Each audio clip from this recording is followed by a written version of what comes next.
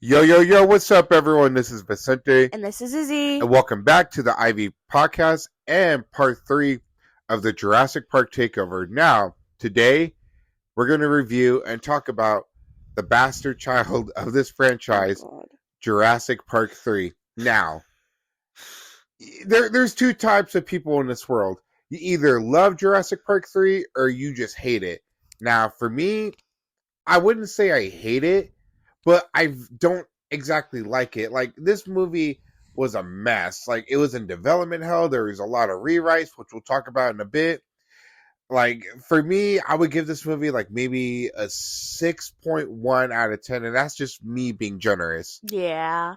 This movie, I mean, it's not, I don't want to say it's a horrible movie, but it's also not the best movie out of the Jurassic Park Like, it's franchise. still, like, this Jurassic Park 3 still has that feeling of Jurassic Park, like those wonders, somewhat. But then this movie is also confused on what it wants to be. And like I said, multiple screenwritings, multiple scripts, and it was just kind of a mess. They didn't know if they were going to get Sam Neill back as Alan Grant or the character of Ellie Sattler, and it was one big of a mess. And this is the first film to not be directed by Steven Spielberg, and also there was no book for this. Like, they kind of had to do their own thing. I mean, they borrowed some elements from the first two novels, but yeah, like, this movie literally had nothing to lead on, even from a book. Yep. Basically on its own. Yeah, and so there's days where like I do like it, but then there's days where I'm like, oh, this one sucks. Like, but over the years, I come to love it. And no, okay, and I'm just gonna get this out of the way. No, I don't hate this movie just because the Spinosaurus killed the T Rex. I actually like that fight. It shows that the Spinosaurus was serious, like that it can kill a T Rex, even though it was a juvenile T Rex. But Mm-hmm. still, you have to establish that your new antagonist is a fucking killer, basically. And no, I don't hate the way Isla Sorna looks in this movie. And I see people complain about, oh, the island looks too different from Lost World. Okay, think of it this way, dude. Isla Sorna, Site B, even in real life, islands are very, very big. In the Lost World, they were in a more of a like jungle like area, a jungle part of the island where it was just forest and jungle. And in this one, it's a coast. It's essentially the coastal part of the island. Like, you even see like the beach and everything. Yeah. I mean, it's an island. That's what it is. Yeah, and then yeah, like I said, I don't hate it because the majority of people don't like it because those two things are the character of Alan Grant. No, we actually do have legitimate reasons about why we have more negatives than positives of this movie. Now, before we get into our facts about Jurassic Park 3, I just want to give a shout out to all of my TikTok followers that listen to this podcast on YouTube and my YouTube subscribers, and just to my family and friends. My brothers Alex, Victor, Raymond, and hopefully RJ, if he does listen to this. My parents that listen to this, my sisters-in-law that listen to this, my coworkers Gabe, David, Jose, Jelly, Johnny, Jeff, and Daniel. I love you guys. Today at work was kind of a crap show, but we managed to pull through. I'm recording this after I literally just got off at 1:30 a.m. But yeah, and then just everyone, you guys have been awesome. Christine and Caitlin, I miss you guys. I miss our old Save Mart days, and I hope everyone's doing well. Izzy, do you want to give a shout out to anyone?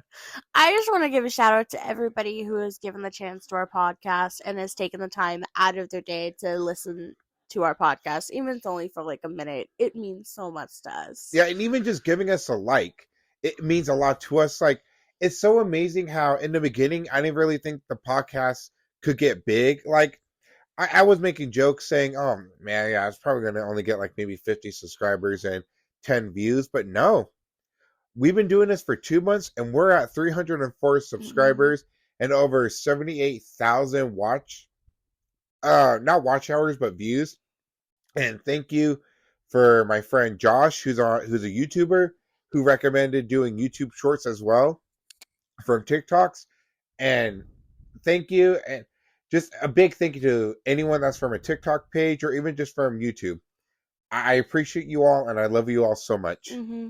Thank you guys for all the tips and tricks. All right, now, facts about Jurassic Park 3. For our first one, we mentioned it earlier. It's the first one not to be directed by Steven Spielberg, but it was directed by his friend Joe Johnston. But Spielberg was still an executive producer, and that's why in The Lost World, Spielberg wanted to do that whole T Rex in San Diego thing because he was never sure if he wanted to direct another Jurassic Park movie. And Mm-hmm. there were plans to save the dinosaurs onto the mainland city for the third movie, but he was never sure. And, and Michael Crichton specifically stating that he just wanted to do Lost World. He didn't want to make no more books about this franchise. And so Spielberg saw, like, you know what? Let me just do my dream movie. And if there is a third movie, I'm going to give it to someone else. Yeah.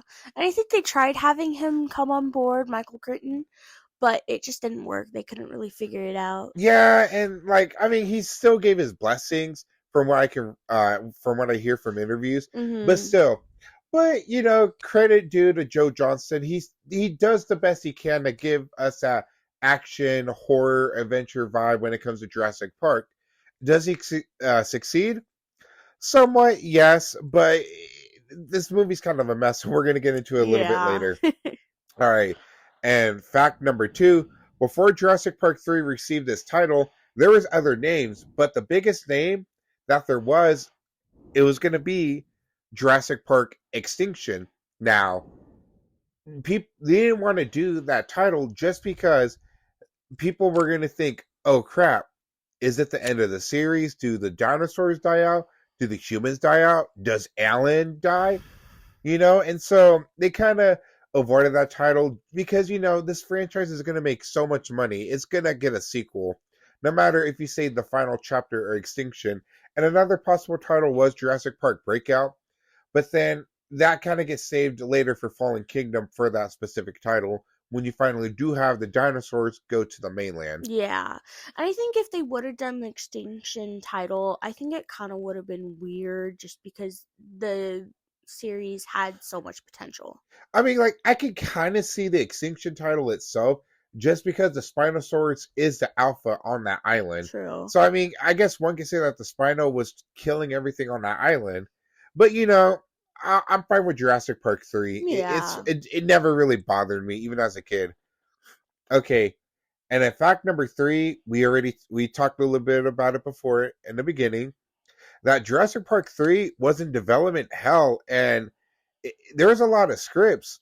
I'm going to go, there was two main focuses of the scripts, two stories. The first one being this cast of teenagers that were on a cruise or like I think on a boat with some friends, but then their boat gets stuck on Isla Sorna, and you basically get Scream meets Jurassic Park when you get all these teenagers dying from Hmm. the T-Rex and Velociraptors. But to me, that just sounds like such a 90s teen movie. I don't think I would have liked that story anyway. And I think even Joe Johnston said it felt like too much of Dawson's Creek, if anyone even knows that show, or just like Boy Meets World, kind of like that type of vibe he got, like a Dawson's Creek and Boy Meets World type of vibe. Yeah, I feel like it would have been weird if they would have just thrown teenagers onto a dinosaur island. Like, Yeah, and it like just doesn't work. yeah, and like it was not going to have any legacy characters at all. But the most famous version, and it almost happened, was that it was going to have Alan Grant living on the island on Isla Sorna and observing them and trying to save them because the Costa Rican government wanted to bomb that island. Now, I'm just going to say it. I would have hated that story just because it's the fact that Alan almost died in the first movie. That's trauma. I mean, look at Ian Malcolm in The Lost World. He didn't want to go back to an island where things can fucking kill you. And when he heard the T-Rex roar, you can see the look of fear in his face. To me, it's like, why would Alan Grant want to go back to an island to where he almost died because of these creatures? Exactly. I could never believe a timeline where he would be willingly going back to that island. Yeah, and then and despite this movie being, I mean, Jurassic Park 3 does do a good job of being a coherent film, But like what me and Izzy said, it was like in a lot of development hell, a lot of rewrites and everything. And sometimes they weren't even sure if it was the final script because there's always rewrites happening here and there. Like another cool fact is that Jeff Goldblum was going to be in this movie, Mm. but then he broke his leg, ironically, like the character of Ian Malcolm. But, you know, even watching this movie after years and years, I just can't see Jeff Goldblum being in this movie. Yeah, neither could I. As much as I love the character of Ian Malcolm. Okay. And in fact, number 4, Laura Dern, she's the actress that plays Ellie Sattler. She wasn't going to return because at first her role was just kind of like a glorified cameo, but she wanted like a bigger part. And I'm going to be honest, I the way she's used in this movie kind of irks me a little bit. I wish she was involved in it a little bit more. And she's only in this movie because of a stupid plot device, which we will talk about when we get into our negatives. Yeah, I mean, it's a cool cameo. It feels like a cameo whenever she's in it. It doesn't feel It like is. a plot point. Yeah, it is. And the fact that her and Alan broke up and she marries someone else, like, man, way to ruin a fucking first movie for me. Yeah. And then for our last fact about Jurassic Park 3, the Spinosaurus was like the largest animatronic they ever built. And it weighed 12 tons and it was operated by hydraulics. And so the scenes where the Spinosaurus is underwater or above it was able to because of just how many hydraulics it had. Mm-hmm. And I think like it had to be controlled by 12 people because this thing could kill someone if it wasn't moved properly. Yeah, it could. Yeah, like, and that's scary to think about. And I mean, thank God that no wiring issues that would make the Spinosaurus go off because that would have been scary. Mm-hmm. Yeah. Now, before we get into our positives and negatives, Izzy, do you want to add anything about this movie? Any feelings? I mean, this movie was one that I grew up watching and wasn't one of my favorites, but I mean, it was still a decent watch when you were doing your Jurassic Park marathon. It's not like one that you could skip. You had to watch it when you were doing your marathon. Yeah, and like even when there's a movie that's horrible in a franchise, like for me, for Friday the 13th, for example, I used to fucking hate Friday the 13th Part 5, A New Beginning. But the more I got older, I started to appreciate it more. And, you know, I appreciate Rory Burns as a Jason Voorhees replacement, just like in a Halloween series. I used to hate Season of the Witch, Halloween 3, just because, like, oh, it didn't have Michael Myers. And, you know, I never even watched it and I was hating on it. But then I sat down, I watched it, I was like, damn, dude, I've been hating on this movie for so many years. Izzy's never seen it, but I gotta show her. But yeah, so even though there's times where I would say dislike a movie, I can actually find things I enjoy. And yes, before anyone asks, I did enjoy Last Jedi. I mean, it's not my favorite. I dislike it a lot more than I dislike it a lot more than I do with positives, but I can still enjoy Last Jedi. And no, I'm not going to confirm if we're going to cover Star Wars or not. You're going to have to wait in 2 more weeks for our official answer. Mm-hmm. Yeah, so anyways, like I said, before we get into our positives and negatives, I don't hate this movie, but I don't like it. You know, I think it's very average at best. Could you say it's mid? I'm not saying that. I'm not a weirdo. It's average, Izzy. Average. Grow up. Oh. All right, and so the first on our list for positives is the Spinosaurus.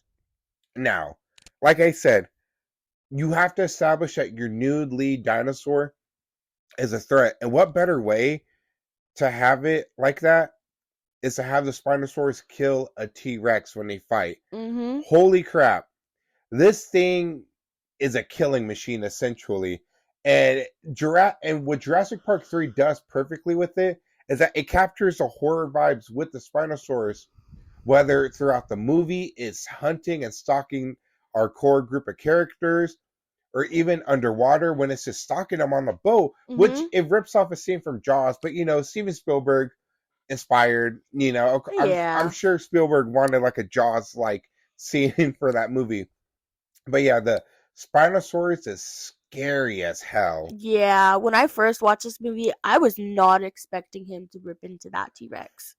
Yeah, and then immediately it attacks their airplane that Mm-hmm. they flew to Isosorna on, and it starts killing people left and right, and you're just like, holy crap.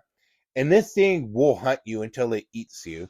Like, and granted, I think my only negative with the Spinosaurus is that it feels more of like a theme park monster than it does an actual animal. But you know what? I'm willing to let that go just because of how awesome it looks and how scary and ferocious it is. And I'm gonna say this. I think the Spinosaurus would have fucked up the Indominus Rex in Jurassic World. Agreed. Guaranteed, it would have messed it up. And if it lost, it would have been a very hard fought battle. Yeah, it would. All right, and number two on our positive list, which kind of connects to the Spinosaurus, the animatronics in this movie are at its best. The Velociraptors look good. Every dinosaur you see in this movie has some type of animatronic, and it looks super good. Mm-hmm. You know, I would even argue that it looks a little bit better than Jurassic Park and The Lost World. Yeah. And the fact that they were able to operate a 12-ton animatronic with hydraulics for the Spinosaurus is just awesome at its best. You know, and then you use puppeteers for the compies, for the raptors, and Mm-hmm. it's amazing. It looks so real. Yeah, and honestly, I love how historical accurate that the animatronics get to as the movies go on. I thought that was really cool. Oh yeah, that's gonna be our last positive on this list. But like we're only gonna have 4 positives, which Yeah. sucks. And then for our number 3 positive, Alan Grant, still amazing as ever. Mm-hmm. You know, and it's like Ian Malcolm. When you see him now compared to the first movie, they've changed. In the first movie, Alan Grant was this old grumpy man, or I don't care, I hate technology, you know. And in this, he's still like that, but he has a charm to him, and he even bonds with the kid in this movie. He bonds with the kid Eric Kirby, who they're trying to rescue off from the island, Mm-hmm. you know. And so it's cool to just see that progression, even though it's small. It's nice to see him accept kids a little bit more. Yeah, it's nice to see that character development between the first movie and the third.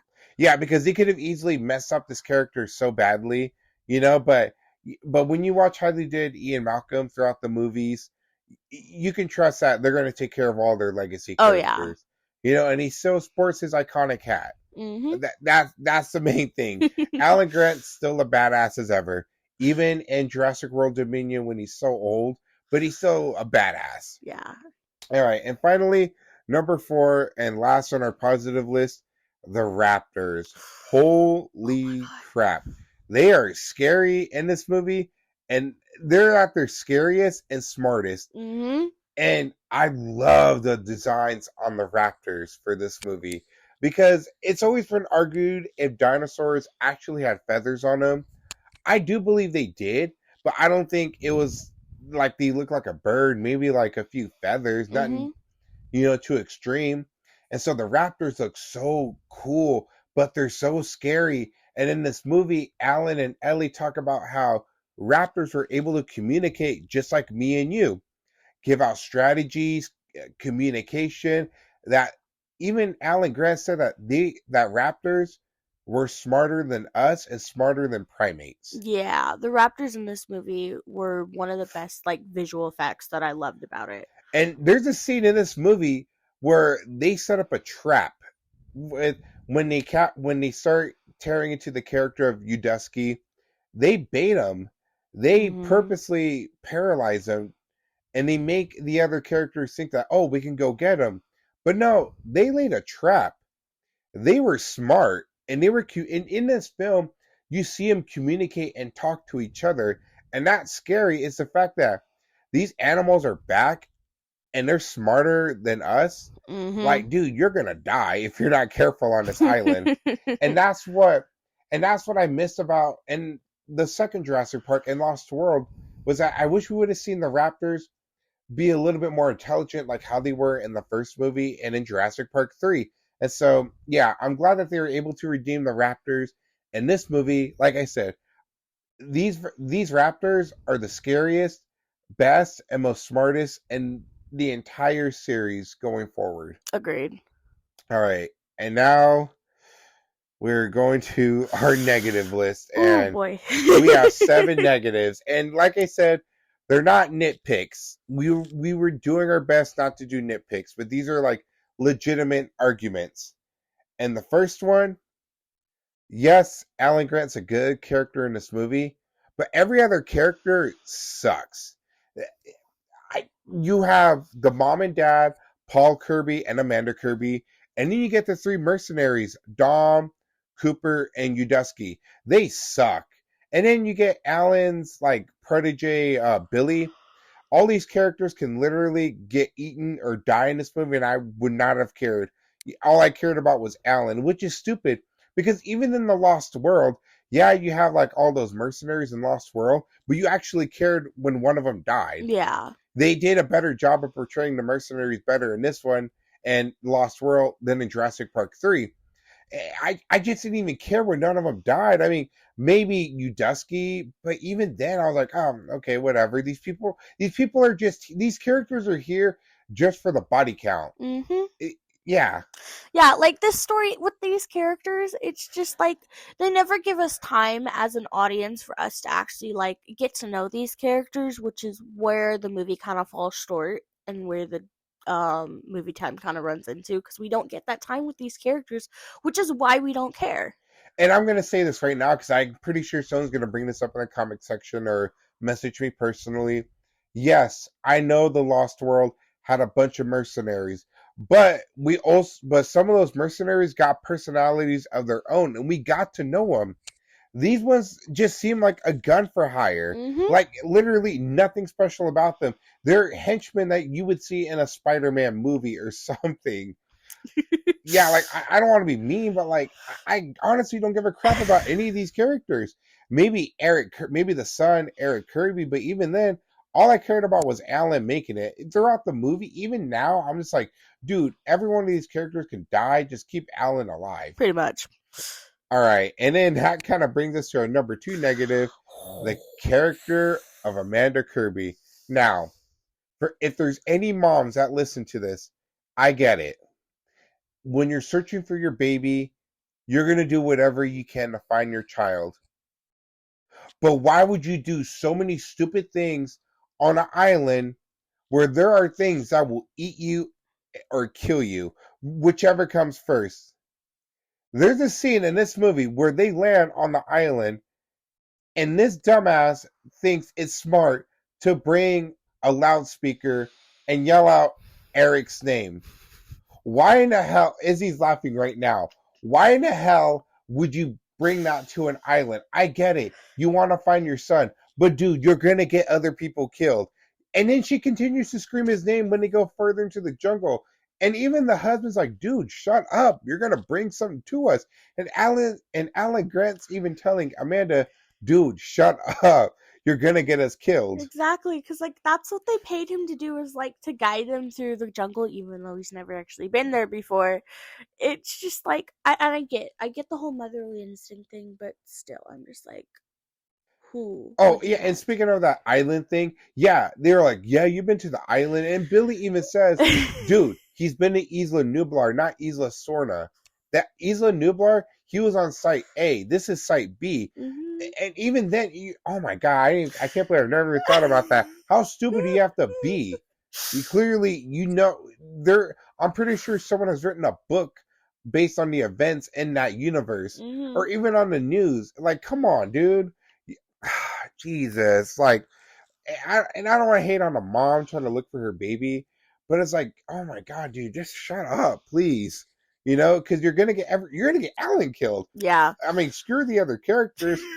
They can get eaten by a fucking Spino or a raptor, but keep Alan alive. Just go off, go do something else. And I think even the husband, Paul, tells her, "Oh, he was all like, yeah, you know what? Go off and do that on your own and get eaten. Don't get me killed."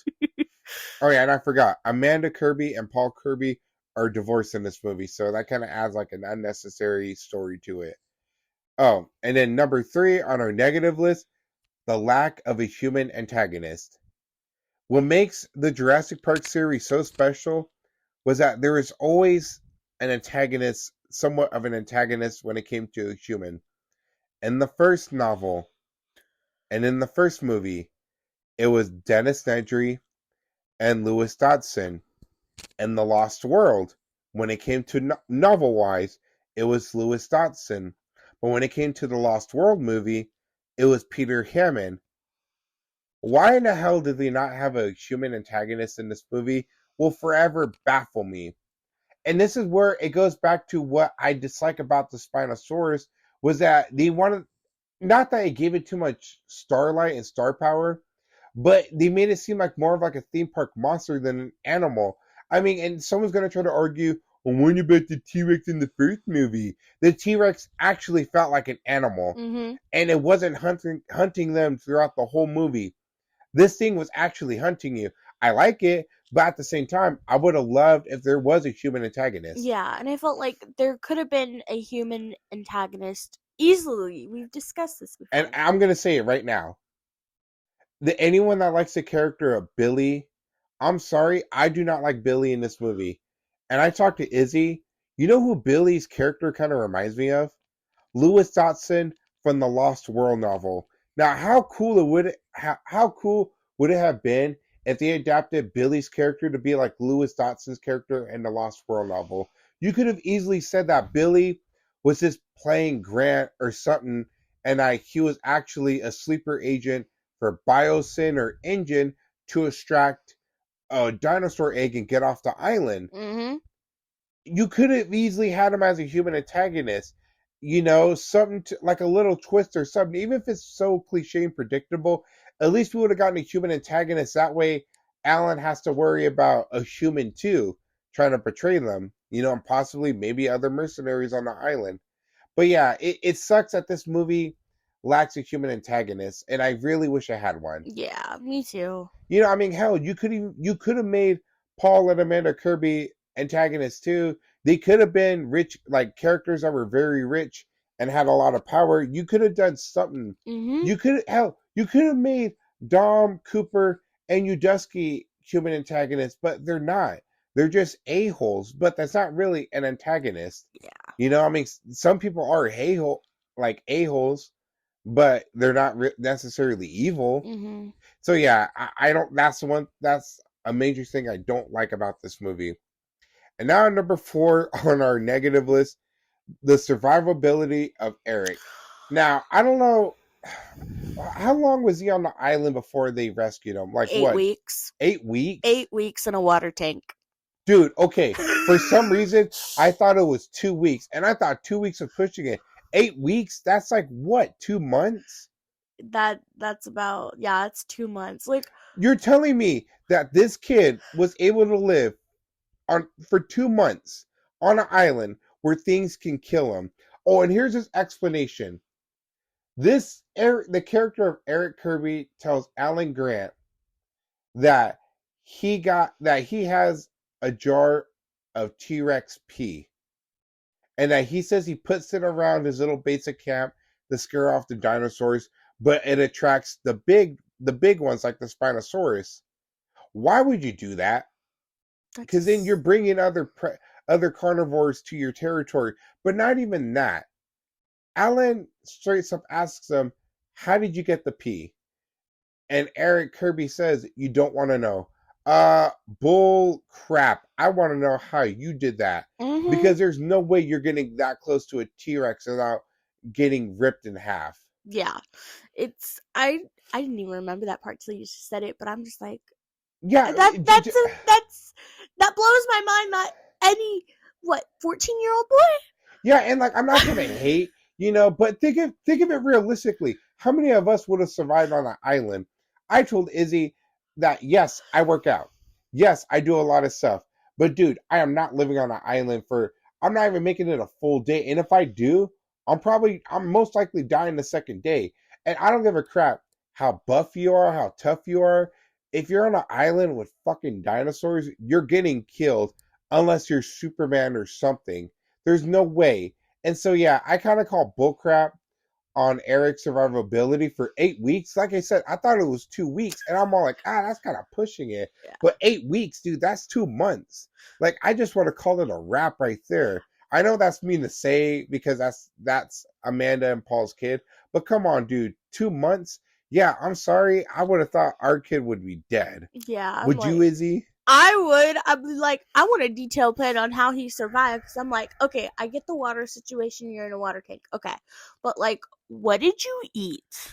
Yeah, no, it stated in the movie that there was like cans of beans, I think dog food too, Oh and I'm my all like, god. bro, you had some massive turtle or something, dude. You had some And diarrhea. he doesn't even look like he's malnourished or anything, which I feel like if you were only eating that for 8 weeks after going from like regular human food, you would definitely look a lot different.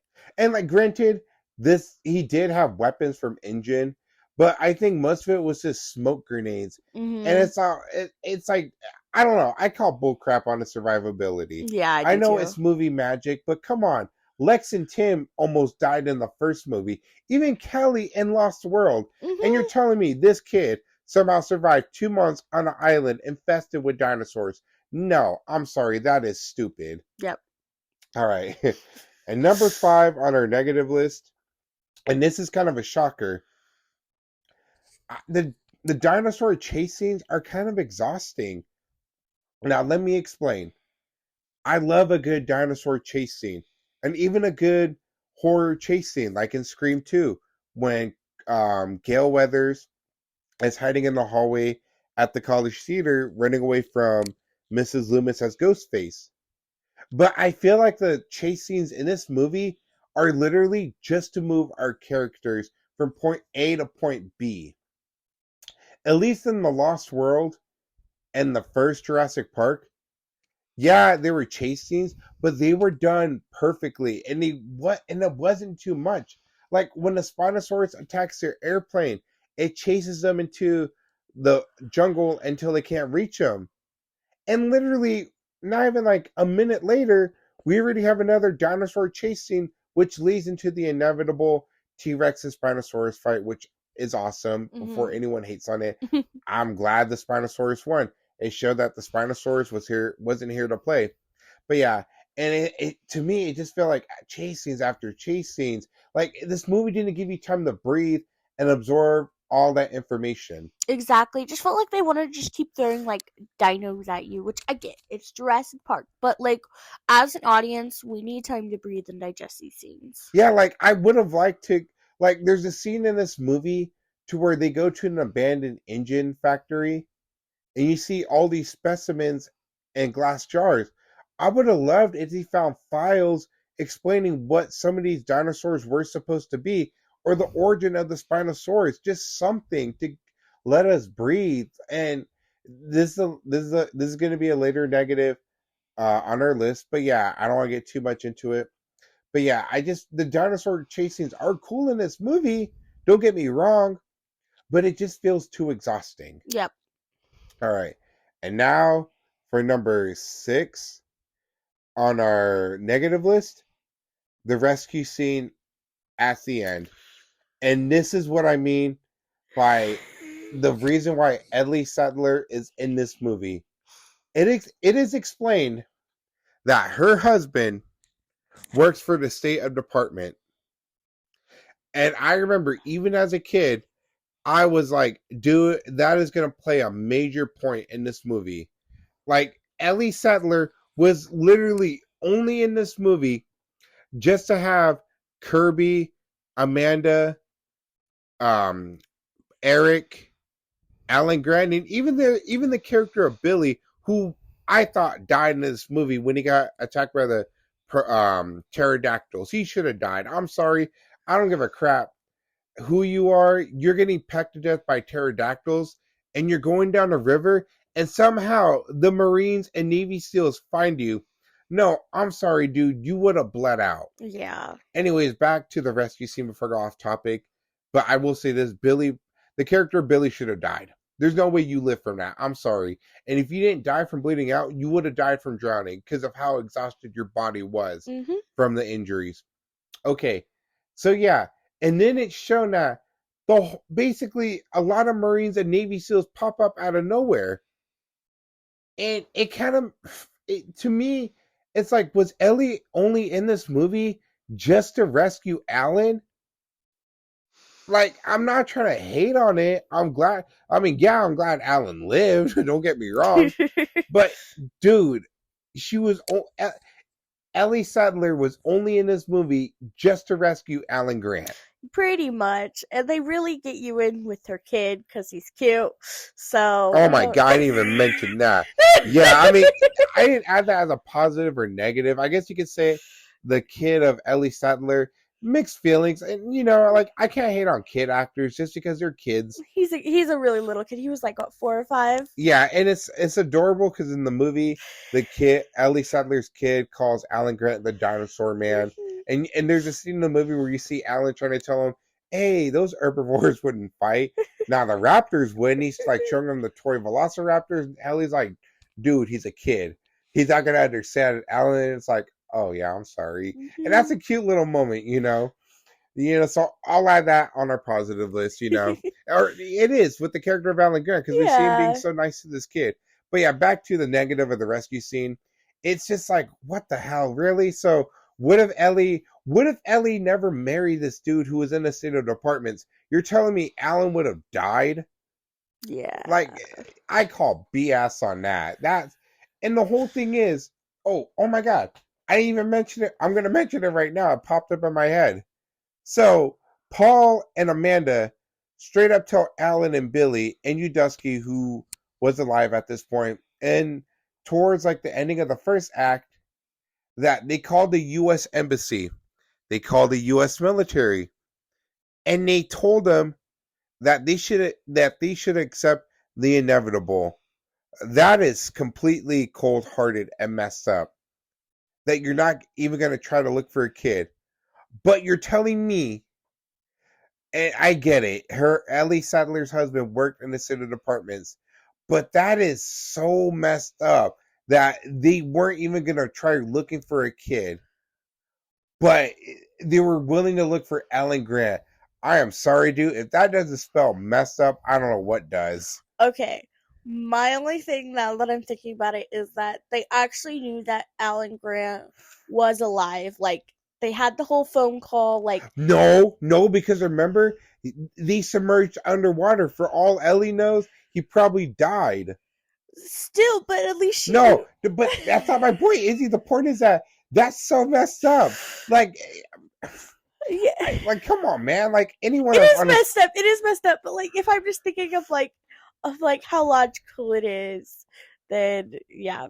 That's my problem with that rescue scene. Like, oh my god, you send the military to rescue this one dude, but you don't want to send in a few rescue troopers to go look for Eric? That is messed up. Yeah. Oh, and another negative I want to add in this movie is that it's the opening of Jurassic Park 3. So, Amanda Kirby has a boyfriend. I forgot his name. That's how much I give a crap about her boyfriend. He didn't really expand on his character. So Amanda Kirby's boyfriend and Eric Kirby go parasailing on this island that's restricted from the Costa Rican and U.S. government. God knows how the hell they snuck in without getting caught. But these people died on a boat, and it's never explained what the hell killed them. And you can't say pterodactyls because they were in the bird cage. Oh, that's true. And you can't say the Spinosaurus because you would have heard the Spino coming from a mile away. Mm-hmm. And that water's way too deep for a Spino. So it's another case of the Lost World when you wonder what the hell killed the people inside the boat. It couldn't be the baby Rex or raptors or the Tyrannosaurus Rex, which they want you to believe. Yeah, I didn't even think about that, but you're definitely right, because at the moment, I have no clue what would have killed them. All right. Oh, yeah, and I can't believe I didn't add this to our positive. Another positive I want to add is the birdcage scene. It is scary as hell. Remember the pterodactyls? Yes. Yeah. The pterodactyls are actually really good in this movie. They look so cool. They're trying to survive, and it's foggy, and so you can't see where they're coming, and it adds that horror element that Jurassic Park is known for. Mm-hmm. So yeah, that I want to add that to our positive list, the birdcage scene. And now down to our final negative. The runtime is the shortest in the entire franchise. This movie is an hour and 30 minutes. And I remember Izzy put it on in preparation to review this movie. And not even like maybe 40 minutes later, I was like, what the hell? We're already almost done? Like, dude, we were at the scene to where they're about to enter the birdcage. I was like, dude, we're almost done with this movie. Mm-hmm. And Izzy was like, wait, what? We looked, dude, this movie's an hour and 30 minutes. And that's where it goes to what we said about this movie doesn't let you breathe. It's just chasing after chasing to the point where the chase scenes just suck themselves. Yep.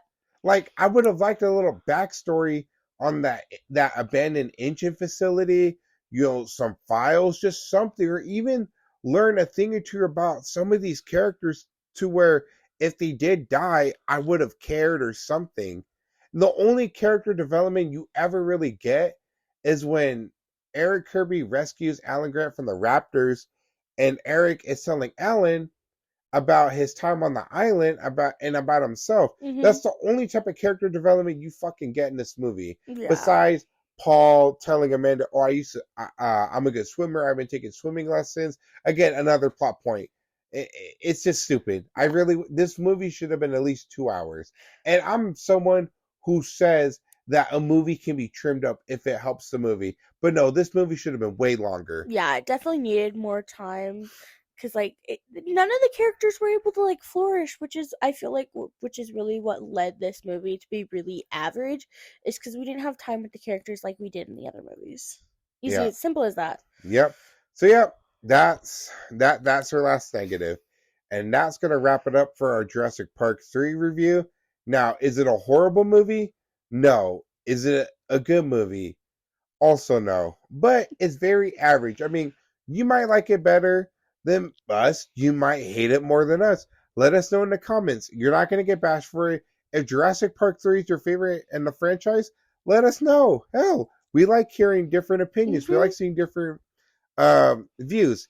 And remember, this Sunday, we're going to have a spoiler-free and spoiler review of Renfield. Now, I've talked to Izzy. We're gonna time ourselves. The first 6 or 7 minutes of our Renfield film review will be spoiler free, and so after that, we'll let you know in a video when we're gonna talk spoilers. So that way, if you haven't seen it, go see it, or if you just don't care, you can listen, or if you're ready to see it, just listen with us, have fun. Yeah. You know, and like I said, I just want to give a shout out to everyone that listens, that tunes in. I love you all. And from the bottom of my heart, I thank every one of you. Thank you guys so much. All right. And as always, take care of yourselves and take care of others. And we'll see you next time. Peace out, everyone. Bye, guys.